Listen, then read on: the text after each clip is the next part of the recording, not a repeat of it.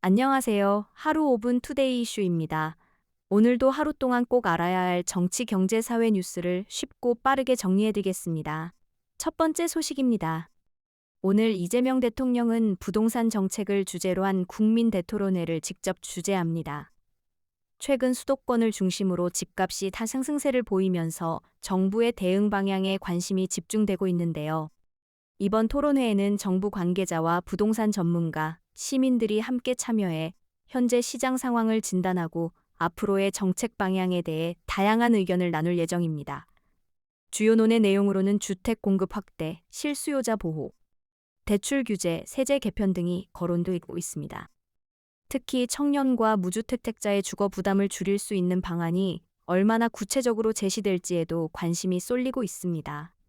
정부는 이번 토론에서 나온 의견을 향후 부동산 정책에 적극 반영하겠다는 입장입니다.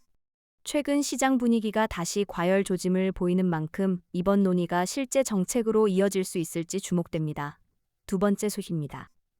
오늘 국회에서는 본회의가 열리며 여야가 주요 현안을 놓고 다시 한번 치열한 공방을 벌일 전망입니다. 민생 법안 처리와 각종 현안을 둘러싼 의견 차이가 여전히 큰 상황이어서 상당한 논쟁이 예상됩니다. 국민의힘의 국회 일정 복귀 이후 본격적인 입법 논의가 재개되는 만큼 향후 국회 운영에도 중요한 분수령이 될 것으로 보입니다. 특히 경제와 민생에 직결되는 법안들이 얼마나 속도를 낼 수 있을지가 관심사입니다. 국민들은 정치적 대립보다 실질적인 민생 해결을 원하는 만큼 여야가 어떤 결과를 만들어낼지 지켜볼 필요가 있습니다.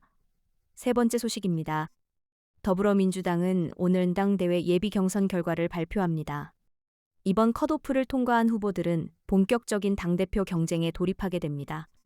새 지도부는 앞으로 당 운영은 물론 정부와의 관계, 주요 정책 추진, 지방선거 준비까지 다양한 역할을 맡게 된 만큼 당 안팎의 관심이 매우 높습니다. 후보들의 정책 비전과 리더십 경쟁도 본격적으로 시작될 예정이며 이번 전당대회 결과는 향후 정치권의 분위기에도 적지 않은 영향을 줄 것으로 예상됩니다. 네 번째는 경제 소식입니다. 인공지능 기술이 빠르게 발전하면서 우리 사회의 일자리 구조에도 큰 변화가 나타나고 있습니다.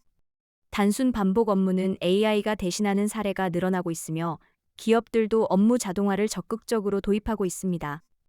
이에 따라 일부 직종에서는 채용 규모가 줄어들 수 있다는 전망이 나오고 있습니다. 반면 AI 개발과 소프트웨어, 반도체, 데이터 분석, 로봇 산업 등 새로운 분야에서는 오히려 인력 수요가 계속 증가하고 있습니다. 전문가들은 앞으로는 단순 업무 능력보다 문제 해결 능력과 창의성, 그리고 새로운 기술을 배우는 역량이 더욱 중요해질 것이라고 전망했습니다.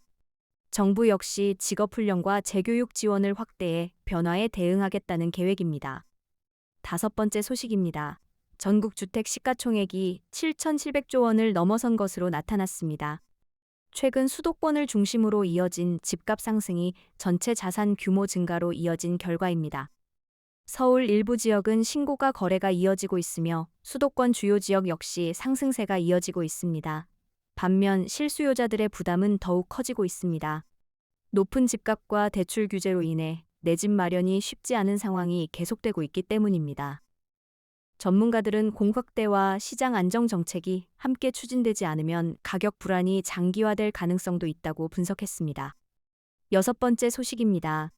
정부가 농촌 지역의 생활 서비스를 확대하는 정책을 추진합니다. 고령화가 빠르게 진행되는 농촌에서는 의료와 돌봄, 교통, 생활 편의시설 부족이 오랫동안 문제로 지적돼 왔습니다. 정부는 지방자치단체와 지역사회가 협력해 의료 서비스 접근성을 높이고 돌봄 서비스를 강화하는 한편 생활 인프라 개선에도 적극 투자할 계획이라고 밝혔습니다. 이번 정책이 실제 농촌 주민들의 삶의 질 향상으로 이어질 수 있을지 관심이 모이고 있습니다. 마지막 일곱 번째 소식입니다. 오세훈 서울시장의 정치자금법 사건 1심 판결 이후 후속 절차에 대한 관심이 이어지고 있습니다.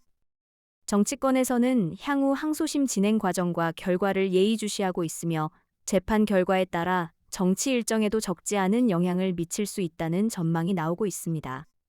법적 판단은 앞으로도 계속 이어질 예정인 만큼 정치권 역시 신중한 입장을 유지하고 있습니다. 오늘 준비한 소식은 여기까지입니다. 오늘은 부동산 정책 논의와 국회 본회의, 민주당 전당대회, AI 시대의 일자리 변화, 전국 주택 시가총액 증가, 농촌 생활 서비스 확대, 그리고 오세훈 서울시장 관련 소식까지 모두 살펴봤습니다. 여러분은 오늘 뉴스 가운데 가장 관심이 가는 이슈가 무엇인지 댓글로 의견을 남겨주시기 바랍니다. 다음에도 더욱 빠르고 정확한 뉴스로 찾아뵙겠습니다. 시청해주셔서 감사합니다.